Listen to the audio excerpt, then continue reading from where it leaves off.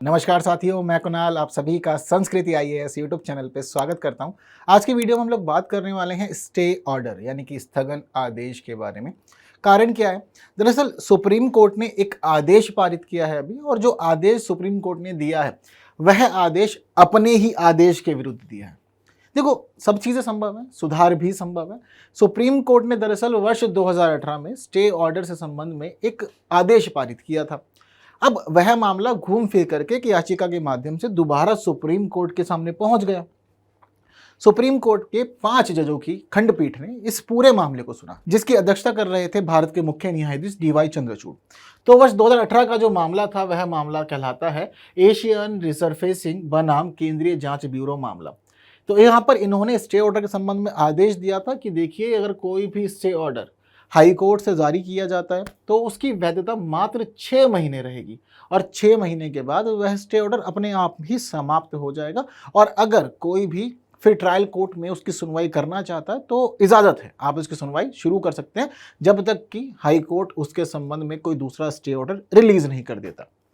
अब यह मामला पहुंचा पिछले साल सुप्रीम कोर्ट में पिटीशन के माध्यम से, और कहा गया कि देखिए, न्यायालय ने एक आदेश के माध्यम से स्थगन आदेश पारित किया, एक निर्णय दिया। निर्णय में कहा कि स्थगन हम इसके ऊपर लगाते हैं, यानी कि अभी इसको हम लोग स्टे कर देते हैं, इसकी चीजें आगे नहीं बढ़ेगी।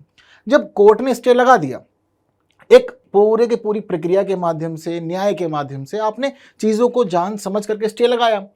अगर आपको समय खुद निर्धारित करना होता तो कोर्ट खुद ही चीजों को निर्धारित कर लेता ना कि 1 महीने का स्टे है, 2 महीने का स्टे है, 3 महीने का स्टे है, या जो भी वगैरह वगैरह हो सकता है। लेकिन सुप्रीम कोर्ट ने कह दिया कि 6 महीने के बाद हाई कोर्ट के द्वारा स्टे ऑर्डर जो भी रिलीज किया जाएगा वह समाप्त हो जाएगा। इसका अर्थ यह हुआ कि आपने कानून के साथ कहीं ना कहीं छेड़छाड़ की है, और एक कानून को, एक आदेश को आपने निष्क्रिय किया है, जो बिल्कुल भी ठीक नहीं है। यह पूरा का पूरा मामला एक न्यायिक प्रक्रिया के तहत आ रहा है, एक निर्णय के तहत आ रहा है। न्यायालय सब कुछ सोचते जानते समझते हुए कर रहा है, लेकिन आप इस प्रकार से अगर स्टेटमेंट देते हैं, आदेश देते हैं, तो पूरी न्यायिक प्रक्रिया के साथ खिलवाड़ हो रहा है। इसके नकारात्मक परिणाम कहीं अधिक हो सकते हैं, इसमें भी कोई दो राय नहीं है। तो इन सभी आधारों पर पिटीशन लगती है। आगे हम देखते हैं चीज़ों को और समझते जानते हुए आगे बढ़ते हैं कि क्या क्या रहा मामला। लेकिन आप ध्यान रखिएगा, यह पूरी कहानी इस प्रकार है कि 2018 से शुरू होगी। पहले एशियन रिसरफेसिंग मामला समझेंगे कि इसमें क्या क्या स्थिति चल रही थी, क्यों स्टे ऑर्डर की बात यहाँ पर आई थी, और क्यों कहा गया था कि 6 महीने के लिए ही वैलिड होता है, उसके बाद वैलिड नहीं होता। पिटीशन लगी सुप्रीम कोर्ट में, सुप्रीम कोर्ट ने पूरी कहानी सुनी और बाद में अपना खुद का ही निर्णय 2018 का उलट दिया। हालांकि 2018 में जो बेंच थी वह 3 जजेस की बेंच थी, जब जिस फैसले को उल्टा है वह 5 जजेस की बेंच है। ये एक थोड़ा पैटर्न होता है सुप्रीम कोर्ट का कि अगर आपको पिछले जजेस का जो भी निर्णय है उसको उलटना है तो ज़रूरी है कि आपकी संख्या पिछले वालों से अधिक हो। ऐसा भी नहीं हो सकता कि 3 जज ही रहें और 3 जज ही दूसरे आए और फैसले को उलट दें, ये भी नहीं संभव होता। जरूरी है कि चीज़ें बढ़ती हैं, तो इसलिए 3, 5, 7, 9, 11 इस प्रकार से पूरा मामला कई बार हम लोग देखते हैं। आगे चलते हुए देखते हैं किस प्रकार का प्रश्न आपसे हो सकता है कि मेंस में पूछ लिया जाए। चीज़ें प्री में भी पूछी जा सकती है, कोई दो राह नहीं है। अगर मेंस की तैयारी करेंगे तो प्री की चीज़ें अपने आप ही कवर हो जाएंगी। मेंस के अकॉर्डिंग तैयार करते हुए आपको यह भी ध्यान रखना है कि किस प्रकार से अपने आंसर को डिज़ाइन करना है, चीज़ों को लिखना है, ताकि आपको अच्छे से अच्छे अंक मिले और कम से कम शब्दों में आप अपनी बातों को प्रस्तुत कर सकें। हम लोग आगे बढ़ते हैं और समझते हैं पूरा मामला क्या रहा। देखिए, अभी जो पिटीशन है यह लगाई गई थी वरिष्ठ अधिवक्ता राकेश द्विवेदी साहब के द्वारा। इन्होंने 2018 के मामले को समझा। पहले तो इन्होंने समझा कि एशियन रिसरफेसिंग मामले में क्या क्या हुआ था, और उस मामले को समझते हुए उन्होंने कहा कि देखिए, सुप्रीम कोर्ट ने कहा है कि हाई कोर्ट के द्वारा कोई भी स्टे ऑर्डर जो है वह 6 मंथ तक ही वैलिड है, उसका खत्म हो गया। देखिए, मान लीजिए हाई कोर्ट स्टे लगा भी रहा है तो किन्हीं कारणों से लगाया होगा, परिस्थितियों को समझा होगा, या किसी और कारण से वह विलंब कर रहा है, उसके पास अपने खुद के कारण है। न्यायपालिका अपने आप में अपने निर्णय लेने के लिए पूरी तरह से स्वतंत्र है, लेकिन न्यायपालिका के द्वारा किसी आदेश को इस रूप में निष्क्रिय कर देना कहीं तक भी स्वीकार्य नहीं हो सकता। तो रोक हटाना भी एक न्यायिक निर्णय में ही आएगा।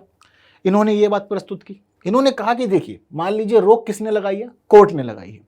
रोक हटाने का अधिकार किसके पास है? वह भी कोर्ट के पास है। अब आप कह दे रहेंगे कि 6 महीने बाद अपने आप रोक हट जाएगी, तो लोगों के मन में चीज़ें पहले क्लियर हो जाएंगी। क्या 6 महीने का इंतजार करना है, मामला खत्म, फिर उसके बाद कुछ नहीं होना, हम बाकी चीज़ें जो भी करना चाहे वो कर सकते हैं, और एक प्रकार से न्यायिक निष्क्रियता वाली स्थिति उत्पन्न हो जाएगी। ये भी ठीक नहीं है व्यवस्था में। इन्होंने कहा कि जिस समय यह एक स्टे ऑर्डर है और उसको हटाया जाएगा, स्टे ऑर्डर को हटाने के लिए भी एक पूरी प्रक्रिया का पालन करना पड़ता है, चीज़ों को सोचना जानना समझना पड़ता है, तर्कों को, सबूतों को, अनेक आधारों को देखना जानना पड़ता है, तब जाकर के स्टे ऑर्डर को हटाया भी जाता है। अब इस दौरान निष्क्रिय कर देंगे तो चीज़ें गड़बड़ा जाएंगी। वहीं इसके अलावा उन्होंने यह भी कहा कि इसके बिना न्यायिक निर्णय मनमाने हो जाएंगे। जैसा कि मैंने आपको कहा कि किसी के लिए भी आप स्टे ऑर्डर जारी करेंगे, उसको पता हो जाएगा कि मात्र 6 महीने तक की स्थिति है, 6 महीने के बाद सब फ्री, सब बल्ले बल्ले, बढ़िया, कोई दिक्कत नहीं है। दोनों पक्षों का समय खराब होगा ही, न्याय की स्थिति भी नहीं बन पाएगी कि न्याय होगा या नहीं होगा, कुछ नहीं कह सकते, क्योंकि स्टे ऑर्डर कोर्ट लगाता है एक प्रोसीडिंग के तहत। मान लीजिए आपके पास कोई मामला आया, चाहे कोई विवाद है या कोई भी स्थिति है, आप उसको भी नहीं चाहते कि उसको निपटाया जाए, थोड़ा समय लिया जाना चाहिए, तो कोर्ट ने सभी चीज़ों को देखते जानते समझते अंत में कहा कि हम स्टे लगा दे रहे हैं, स्टे ऑर्डर पास किया। कोर्ट के पास अपने आधार हैं, कोर्ट सुनवाई के आधार पर ही कहेगा कि स्टे ऑर्डर रहेगा या नहीं रहेगा, ये अधिकार भी उसके ही पास है। लेकिन मान लीजिए कि अभी जिस प्रकार की आपने नीति अपनाई है, जिस प्रकार से निर्णय दिया, इसमें स्टे ऑर्डर रहेगा तो, लेकिन उसका व्यवस्था पे कोई बहुत अधिक प्रभाव या न्यायिक बाध्यता वाली स्थिति नहीं रहेगी। मात्र 6 महीने के आधार पर ही सब प्रक्रियाएं या लोगों की जो भी मानसिकता है वह उसके अनुरूप ही ढल जाएंगी। तो बातें जो कही गई थी वरिष्ठ अधिवक्ता राकेश द्विवेदी साहब के द्वारा, इनकी बातों को सुप्रीम कोर्ट ने स्वीकार किया और कहा कि हम बिल्कुल एक बार रिव्यू करेंगे जजमेंट को, जो 2018 में दिया गया था। 5 जजों की पीठ बैठी, अध्यक्षता की DY चंद्रचूड़ साहब, भारत के मुख्य न्यायाधीश ने। बाकी जो अन्य और न्यायाधीश इसमें रहे उनका नाम शामिल है अभय S ओका, JP पारदीवाला, पंकज मित्तल और मनोज मिश्रा। इन सभी लोगों ने मिलजुल कर सुनवाई की और अंत में चीज़ें पारित की। अब समझते हैं पूरा मामला क्या क्या रहा, कैसे कैसे रहा और क्या क्या हुआ। सबसे पहले समझते हैं एशियन रिसर्फेसिंग मामला क्या था। दरअसल वर्ष 2018 में यह मामला चल रहा था। बनाम केंद्रीय जांच ब्यूरो का यह जो मामला था, इस मामले के अंदर सुनवाई कर रहे थे न्यायमूर्ति आदर्श गोयल, नवीन सिन्हा और न्यायमूर्ति रोहिंटन नरीमन। इन सब लोगों ने सुनवाई की। दरअसल ये खासतौर पर सुनवाई कर रहे थे भ्रष्टाचार निवारक अधिनियम के संबंध में। भ्रष्टाचार निवारक अधिनियम की सुनवाई करते हुए यहाँ पर एक खास चीज देखी गई जो सब जगह कॉमन थी। वह खास चीज यह थी कि हाई कोर्ट ने नागरिकों के अधिकारों को सोचते जानते समझते हुए और उन्हें सुरक्षा प्रदान करने के उद्देश्य से अस्थायी रूप से स्थगन आदेश जारी कर रखे थे इस मामलों के अंदर। तो इस मामले के अंदर जहां भी सुनवाई चल रही थी भारत के अलग अलग राज्यों के अंदर, तो अलग अलग जगह पे हाई कोर्ट ने स्टे ही लगा रखा था कि अभी चीजों को रोक के रखा जाए। सारी कहानी चल रही थी भ्रष्टाचार निवारण अधिनियम की। भ्रष्टाचार निवारण अधिनियम से जुड़ी हुई पहलुओं को समझते जानते हुए, इसकी कहानी को देखते हुए बीच में आया स्टे ऑर्डर का मामला। तो जब स्टे ऑर्डर का मामला आया और स्टे ऑर्डर को लेकर के चर्चा हुई, तो वहां पर यह बात प्रस्तुत की गई सुप्रीम कोर्ट के सामने कि देखिए जी, आप सुनवाई तो कर रहे हैं, लेकिन इन्हीं मामलों की सुनवाई करते हुए हाई कोर्ट ने स्टे लगाया हुआ है, क्या किया जाए। भाई देखो, आप भी कोर्ट हो, सुप्रीम कोर्ट देश की शीर्ष अदालत है, इसमें कोई दो राय नहीं है, लेकिन हाई कोर्ट का आदेश भी अपने आप में मान्य होता है। ऐसा नहीं कि चीज़ों को क्रॉस किया जा सकता। अब यहाँ पर मामला ये बना कि हाई कोर्ट के जब स्टे की बात सामने आई तो चीज़ों को देखा गया, पलटा गया, जाना गया, समझा गया। तो पलटते जानते हो फिर सुप्रीम कोर्ट ने यहाँ पर स्टे ऑर्डर को लेकर के यह बात कह दी कि देखिए, स्टे ऑर्डर है अपनी जगह पर, ठीक है, इसमें कोई दिक्कत परेशानी नहीं है, लेकिन स्टे ऑर्डर की जो वैधता है वह अधिक से अधिक 6 महीने हो सकती है। यहां पर इन्होंने क्लियर कर दिया। कहा उच्चतम न्यायालय ने कि उच्च न्यायालय और सिविल कोर्ट स्तर पर अगर स्थगन के अंतरिम आदेश दिए गए, यानी कि स्टे ऑर्डर रिलीज किया गया, तो 6 महीने के लिए वैध होंगे, इससे अधिक ये वैध नहीं होंगे। यह इन्होंने क्लियर कर दिया। हाँ, इन्होंने यहां पर यह बात मानी कि देखिए, कोई दिक्कत नहीं है, इनको अधिकार है कि यह स्टे ऑर्डर रिलीज कर सकते हैं, यह अधिकार इनके पास में है। लेकिन दरअसल अभी तक किसी भी कानून में या संविधान में यह स्पष्ट नहीं किया गया है कि स्टे ऑर्डर तो यह जारी कर सकते हैं, लेकिन स्टे ऑर्डर जारी करने की जो शक्ति है उसका प्रयोग कैसे किया जाएगा और इसके लिए क्या क्या आधार होंगे और कब स्थगन किया जा सकता है चीज़ों का। ऐसे प्रश्नों के लिए हमारे पास कुछ भी आधार नहीं है। अब जब ऐसे प्रश्नों के लिए हमारे पास आधार नहीं है, तो अभी इसके ऊपर विचार किए जाने की आवश्यकता है। अब इन्होंने यहाँ पर यह प्रस्तुत किया कि विचार किए जाने की आवश्यकता, ये इन्होंने खुद ही इस मामले में क्लियर किया कि अधिकार भी है, विचार किए जाने की आवश्यकता भी है, लेकिन इसी के साथ इन्होंने कह भी दिया कि उच्च न्यायालय या सिविल कोर्ट स्तर पर अगर कहीं भी स्टे ऑर्डर रिलीज किया गया तो मात्र 6 महीने तक के लिए ही वैध होगा, या तो 6 महीने से पहले कोर्ट खुद ही चीज़ें क्लियर कर ले और वापस से सुनवाई शुरू कर दे। अगर कोर्ट चीज़ों की सुनवाई शुरू नहीं करता, मामले को दोबारा नहीं देखता, तो फिर यह जो स्टे ऑर्डर था यह वैध नहीं रहेगा, निष्क्रिय हो जाएगा। और उसके बाद इन्होंने यहाँ पर यह भी क्लियर कर दिया कि ट्रायल कोर्ट अगर इस समय चीज़ों को आगे बढ़ाना चाहे, सुनवाई करना चाहे, तो उसे इसकी भी इजाज़त है, इसकी अनुमति दी जाती है। यहाँ पर इन्होंने यह भी प्रस्तुत किया कि देखिए, आपने शुरुआत में 6 महीने का स्टे लगा दिया, इसमें कोई दिक्कत नहीं है। वैसे आपके पास मामला क्यों आया हुआ है? ताकि आप मामला क्लियर करेंगे। आपने 6 महीने का स्टे लगा दिया, इससे क्या होगा कि जो हमारी न्याय प्रणाली है उसमें डिले होगा, और खासतौर पर जो हमारी आपराधिक न्याय प्रणाली है वह इससे बहुत अधिक प्रभावित होगी, क्योंकि आप जितने मामलों में स्टे लगाते जाएंगे वह सारे मामले पेंडिंग हो जाएंगे, लटके रहेंगे, और उम्मीद धीरे धीरे जो लोगों की रहेगी वह भी धीरे धीरे खराब होती जाएगी, क्योंकि स्टे ऑर्डर की वजह से वह भी समझ जाएंगे कि अभी चीज़ें कंप्लीट नहीं होंगी, रुकना ज़रूरी है।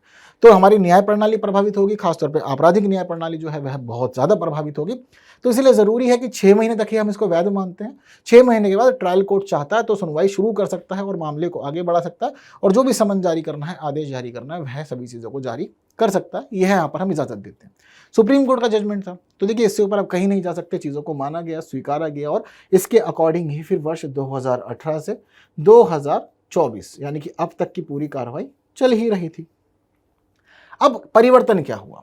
दरअसल अब व्यवस्था इस प्रकार से बदल रही है, जो आपको भी समझना होगा कि 2018 से पहले जब पता था कि स्टे ऑर्डर के लिए कोई समय सीमा नहीं है, तब उस समय क्या कार्रवाई होती थी। जब पता लग गया कि 6 महीने की समय सीमा है, तो अब क्या कार्रवाई होगी? तो देखिए, सामान्य स्थिति जो पहले रहती थी वह यह थी कि अगर कोई भी एफआईआर है तो उस स्थिति में ट्रायल कोर्ट ने अगर कोई समन जारी किया है, पर उसके समन के विरुद्ध में उच्च न्यायालय में चुनौती प्रस्तुत की गई है। अब उच्च न्यायालय में मामला पहुंच गया क्लियर, तो उच्च न्यायालय यहां पर क्या करेगा? सबसे पहले तो समन के विरुद्ध आदेश जारी करेगा, सबसे पहले समन को रोकेगा, कहेगा कि ठीक है पहले इसको निपटाया जाए। समन को निपटाने के बाद में फिर क्या करेगा कि सुनवाई के लिए एक तारीख निर्धारित कर देगा कि ठीक है जी, आपका जो केस है वह इस दिन से हम लोग सुनना शुरू करेंगे। ये पहले की स्थिति थी जब स्टे ऑर्डर को लेकर के कोई समय सीमा निर्धारित नहीं थी। अब मामला बदल गया है, तो यहाँ पर यह हो गया था कि भाई 6 महीने तक ही स्टे ऑर्डर रहेगा। तो इसको लेकर के चीज़ें बदली, तो यह हो गई कि ट्रायल कोर्ट को अब यह अधिकार मिल गया कि अगर जो व्यक्ति है वह पेश नहीं होता तो उसके लिए एक गैर जमानती वारंट इशू किया जाएगा, व्यक्ति को पहले ही अरेस्ट कर लिया जाएगा और गैर जमानती रूप से उसको अरेस्ट किया जाएगा। और यहाँ पर देखने वाली बात यह भी रहेगी कि उच्च न्यायालय के द्वारा अभी तक समन को रद्द करने के लिए दलीलें नहीं सुनी गई होंगी। मतलब उच्च न्यायालय को पता ही नहीं होगा चीज़ें क्या चल रही है क्या नहीं चल रही है। यहाँ पर ट्रायल कोर्ट के पास पावर ज़्यादा आ जाएगी और ट्रायल कोर्ट व्यक्ति के विरुद्ध जो भी वारंट जारी करना है गैर जमानती रूप तक से वह चीज़ों को जारी कर सकता है। तो मामला काफ़ी गड़बड़ा गया, काफ़ी ज़्यादा ऊपर नीचे हो गई। इस दौरान यह भी देखा गया कि दोनों जगह पर बोझ बढ़ गया, उच्च न्यायालय के ऊपर भी बोझ बढ़ा और जो वादी पक्ष है उसके ऊपर भी बोझ बढ़ा। बोझ किस प्रकार से बढ़ रहा है यह भी समझ लीजिए। दरअसल यहाँ पर जिस प्रकार का मामला हुआ उसमें यह चीज़ें क्लियर हो गई कि अब पहली बात तो 6 महीने की समय सीमा है, कोर्ट के पास सभी चीज़ें अपने पास रहती हैं, मतलब उसके पास पूरे केस पता है, उसको पता है कितना रिकॉर्ड है, क्या क्या मामला चल रहा है, कितनों पे स्टे लगा हुआ है, वगैरह वगैरह, हर एक चीज़ को क्लियर है। अब यहाँ पर दिक्कत यह आएगी कि पहली बात तो 6 महीने के बाद कोर्ट के द्वारा केस को दोबारा शुरू किया जा सकता है, घूम फिर के कहानी फिर वहीं चलेंगी और दोबारा से क्या होगा, फिर हम देखेंगे कि एक तो गैर जमानती वारंट जारी करने वाले जो ये अधिकार मिल जाएगा, ये गलत है। वहीं दूसरी स्थिति यही है कि एक केस जिसके ऊपर हमने स्टे लगाया हुआ है कोर्ट को पता नहीं चलेगा और वह एक तरफ दोबारा शुरू हो जाएगा और चीज़ें दोबारा से घूमेंगी फिरेंगी। न्यायालय के ऊपर फिर दबाव बनेगा क्योंकि फिर एक बार उसकी कार्रवाई शुरू करवाई जाएगी, याचिकाएं लगाई जाएंगी, अपने भाई साहब वकील भेजे जाएंगे और उनके अकॉर्डिंग सब चीज़ें होंगी। वहीं इसके अलावा जो वादी पक्ष होगा उसको भी फिर जबरदस्ती चीज़ों में घसीटा जाएगा, बुलाया जाएगा और बातचीतें दोबारा से इनकी चलेंगी और दोबारा से न्यायालय बैठना शुरू कर देगा। हालांकि देखने वाली बात यह है कि न्यायालय के ऊपर पहले से ही बहुत बोझ है। हमारे यहाँ बहुत सारे केस पेंडिंग हैं, लटके हुए हैं सालों से, अभी तक पता नहीं कि निर्णय क्या आएगा, न्याय क्या होगा। लोग बस न्याय की उम्मीद में जिए जा रहे हैं। बहुत सारे लोग ऐसे भी हैं जिनके मामले चल रहे हैं लेकिन वह लोग स्वर्ग सिधार चुके हैं। ये सब भी हमारे यहाँ पर व्यवस्था में सब कुछ चल ही रहा है। तो इस प्रकार से व्यवस्था भी बदल गई इस आदेश के आ जाने के बाद में। वहीं हम यहाँ पर अब यह देखते हैं कि जो मामला था वह मामला पहुँचता है सुप्रीम कोर्ट में। वहाँ पर आदेश आ गया, चीज़ें बदल गई, क्लियर हो गई। फिर पिटीशन लगी पिछले साल, अब सुप्रीम कोर्ट में कहा गया कि मामला गड़बड़ है। किन किन आधारों पर कहा गया, बातें क्या क्या प्रस्तुत की गई, मैंने आपको बता दिया। अब यहाँ पर शुरुआत जो होती है न्यायालय के अंदर मामले की, सुप्रीम कोर्ट अपने पास में 2 प्रश्न रखता है अलग अलग और उन 2 प्रश्नों को आधार बना करके ही पूरे मामले की सुनवाई की जाती है। और यह भी देखा जाता है कि 2018 में उस पक्ष पर ध्यान दिया गया था या नहीं दिया गया था। सबसे पहली बात तो यह है कि जो ये स्टे ऑर्डर है, ऐसे जुड़े हुए जो भी निर्णय होते हैं एक तरह से विवेकाधीन शक्तियां हैं, यानी कि मतलब न्यायालय खुद पे ही निर्भर है।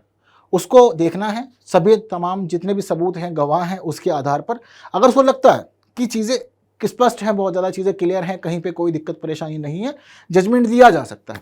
सब कुछ क्लियर हो गया है, तो उस समय वो जजमेंट दे सकता है, कोई इसको नहीं रोकेगा। वहीं इसको लगता है कि अभी जजमेंट वाली स्थिति नहीं है, या नागरिकों के अधिकारों की बात आती है, अधिकारों की सुरक्षा की बात आती है, जनहित का कोई मामला है, या इसके अलावा कोई और चीज़ भी हो सकती है, तो अगर कोई भी आधार ऐसा मिलता है कोर्ट को, तो उस स्थिति में उसे 142 के तहत अधिकार है कि वह स्टे ऑर्डर जारी कर सकता है, जिससे क्या होगा कि चीज़ें रुक जाएंगी। ये अधिकार मिला हुआ है।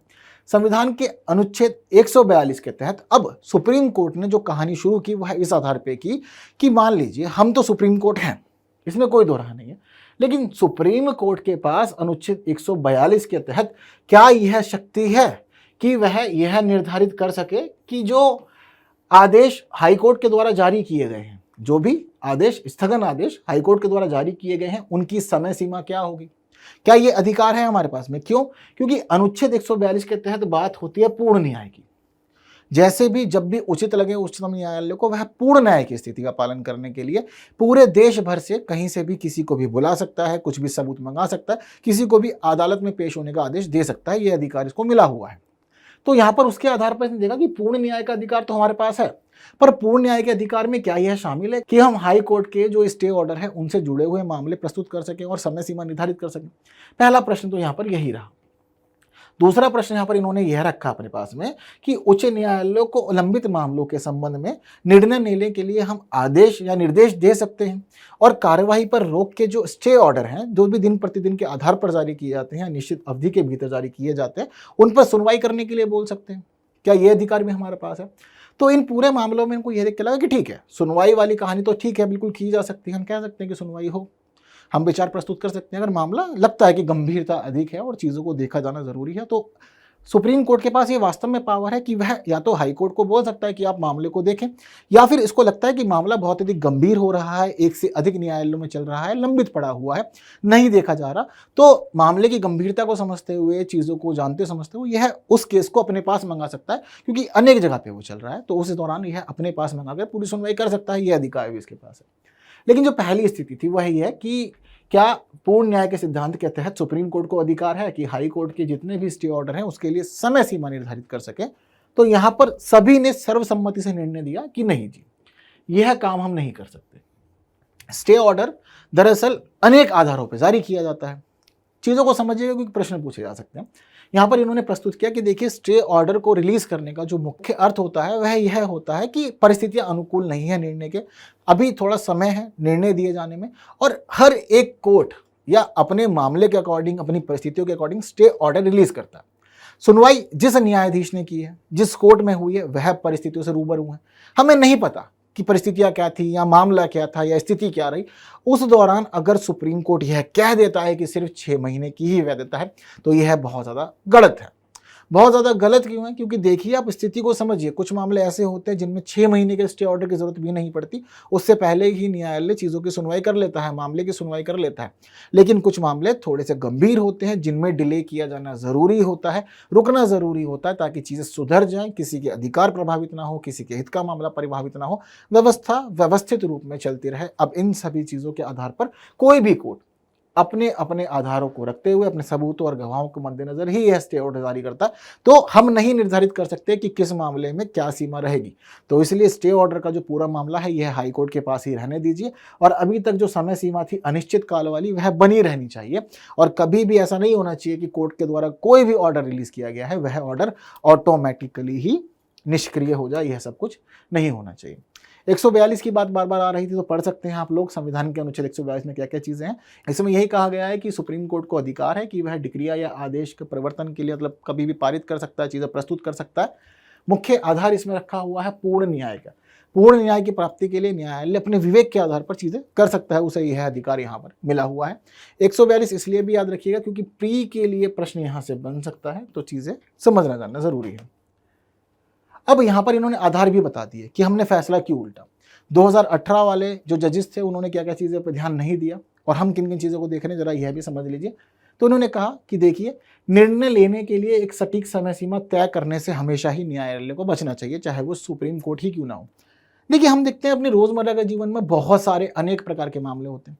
कहीं मर्डर है, कहीं बलात्कार है, कहीं हाफ मर्डर है, कहीं पे चोरी है, डकैती है, कहीं जनहित के मामले हैं।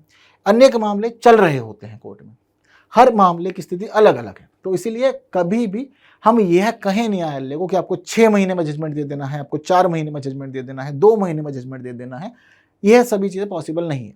तो इसलिए ज़रूरी है कि निर्णय लेने के लिए कोई भी सटीक सीमा निर्धारित ना की जाए कोर्ट के द्वारा। इन्होंने यह भी कहा कि ये सब मामले निचली अदालतों के विवेक पर निर्भर करते हैं, क्योंकि विवेक को अधिकार मिला हुआ है, हमारी जुडिशरी को अधिकार है कि वह अपने विवेक के आधार पर भी अनेक निर्णय ले सकते हैं, क्योंकि मामले को समझना होता है, सबूतों को देखना होता है, गवाहों को देखना होता है, उन्हें पता है कि अभी क्या ठीक है क्या नहीं।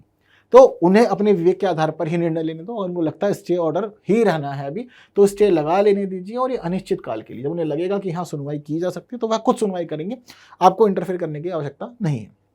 न्यायालयों में लंबित मामलों की स्थिति को भी समझना है। लंबित मामले काफ़ी हैं ऑलरेडी। अब जिस प्रकार से चीज़ों को दोबारा घुमा घुमा करके फिर शुरू किया जा रहा है, यह भी न्यायालय के लिए दिक्कत खड़ी करेंगे।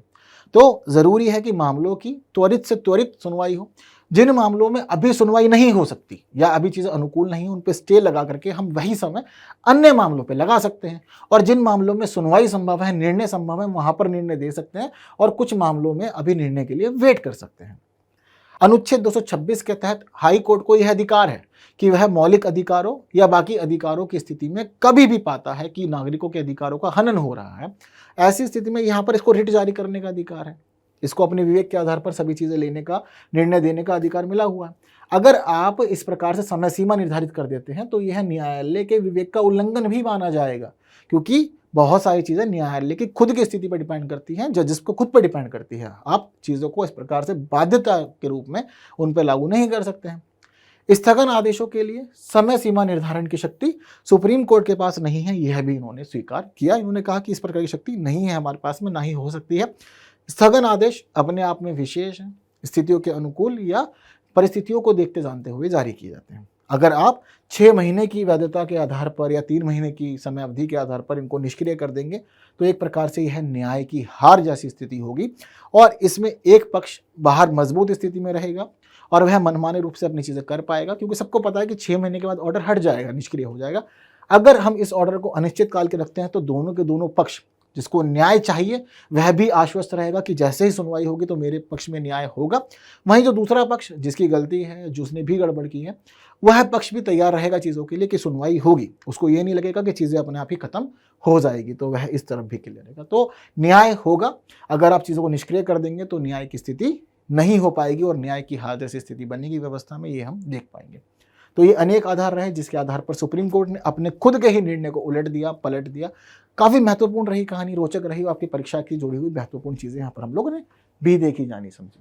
तो जो प्रश्न मैंने आप लोग को शुरुआत में दिखाया था कुछ इस प्रकार का था, तो मेंस के अपने नोट्स ज़रूर तैयार कर लीजिएगा, ज़रूरी है।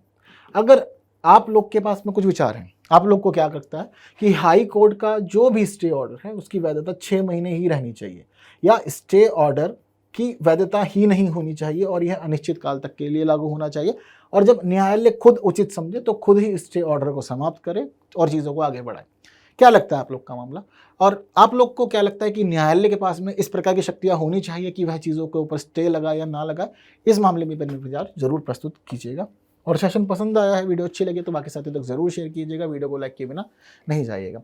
हम उम्मीद करते हैं कि सभी चीज़ आपके लिए अच्छी चल रही हैं और परीक्षा के अनुकूल हैं। बाकी कुछ बातें अगली वीडियो में करेंगे कुछ नई बातों के साथ, तब तक के लिए मुझे विदा दीजिए। Thank you so much.